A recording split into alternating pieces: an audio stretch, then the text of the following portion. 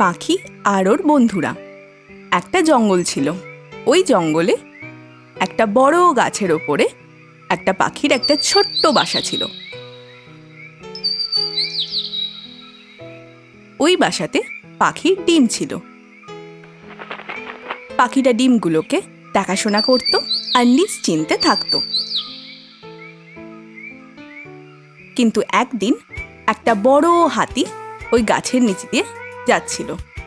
সে গরমে অতিষ্ঠ ছিল। ওই গাছটার গাঢ় ছায়া দেখে সে গাছটার নিচে দাঁড়িয়ে পড়ল।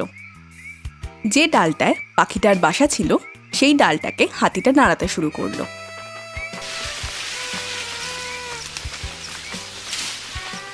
কেননা ওই ডালটাকে নাড়ালে সে ঠান্ডা হাওয়া পাচ্ছিল। যেমনি ওই ডালটা জোরে জোরে নড়তে লাগলো, অমনি তার ওপরে যে বাসাটা ছিল সেটাও জোরে জোরে নড়তে লাগলো। তা দেখে পাখি ভয় পেয়ে গেল আর হাতিকে বলল, হাতি দাদা, ও ডালটা নাড়িও না, ওখানে আমার বাসা আছে, পড়ে যাবে আমার বাসা। তাতে হাতি বলল, ওসব আমি কিচ্ছু জানি না। এই ডালটা নড়ালে আমার ঠান্ডা হাওয়া লাগছে, আমি এরকমই করব। চলে যাও এখান থেকে। এটা বলার পরে ডালটাকে সে জোরে জোরে নাড়াতে লাগলো। শেষমেশে যা হওয়ার হলো, ওই ডালটা ভেঙে মাটিতে পড়ে গেল আর তার সাথে ওই বাসাটাও মাটিতে ভেঙে পড়ে গেল। ওই বাসাতে যে ডিমগুলো ছিল তারাও ভেঙে পড়ে গেল। এই সব দেখে পাখির ভীষণ দুঃখ হলো আর সে জোরে জোরে কাঁদতে লাগলো। আমার ছানারা ডিম থেকে বের হওয়ার আগেই মরে গেল। আমার বাসা।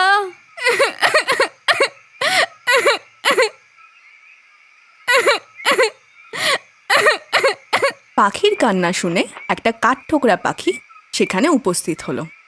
এইভাবে কেঁদে কোনো লাভ নেই। তোমার ডিম যেগুলো চলে গেছে ওইগুলো আর ফেরত পাবে না। এই জন্য সেই ব্যাপারে কেঁদে কোনো লাভ নেই। আরে তুমি ঠিক বলেছ, কিন্তু ওই দুষ্ট হাতিটা আমার ডিমগুলো ভেঙে দিয়েছে। ওকে উচিত শিক্ষা দিতেই হবে। তুমি যদি আমার সত্যিকারের বন্ধু হও তাহলে ওই দুষ্ট হাতিটাকে মারার উপায় আমায় বলো। তাতে ওই কাঠঠোকরা পাখি বলল, এবার দেখো আমি কি বুদ্ধি লাগাই। আমার একটা বন্ধু মাছি আছে, আমি ওকে ডাকি। ওর সাহায্য নিয়ে আমরা ওই হাতিকে মারতে পারবো। চলো।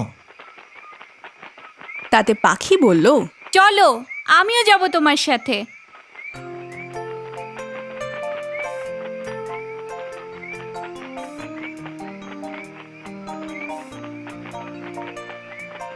এবার তারা উঠতে উঠতে ওই মাছিটার কাছে গিয়ে পৌঁছলো।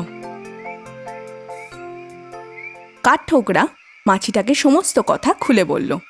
তাতে মাছিটা বলল, এরম হাতিকে তো মেরে ফেলাই উচিত। একটা ব্যাঙ আমার খুব ভালো বন্ধু, এই কাজের জন্য তো ওর সাহায্য নিতেই পারি। চলো।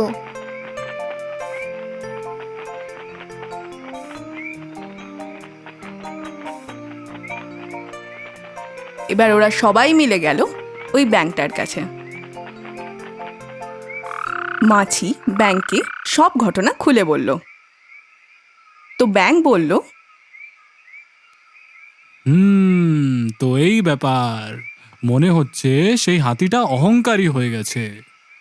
কিন্তু আমরা যদি এক হয়ে যাই তাহলে ওই হাতিকে আমরা শিক্ষা দিতে পারবো, ঠিক তো? অনেক ভাবার পর তারা চারজন মিলে ওই হাতিটাকে মারার একটা উপায় বার করলো। ওরা সবাই মিলে যেখানে হাতিটা ছিল সেখানে গিয়ে পৌঁছলো। খাবার খেয়ে হাতিটা খুব আরাম করে বসেছিল। এবার মাছি খুব মিষ্টি একটা গান শুরু করলো।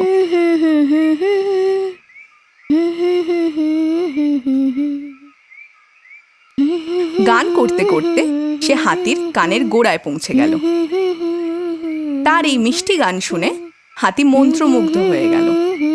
চোখ বুজে সে সেই গান শুনতে লাগলো। কাঠঠোকরা এই সময়টারই অপেক্ষা করছিল। সে ঝট করে ওখানে এলো।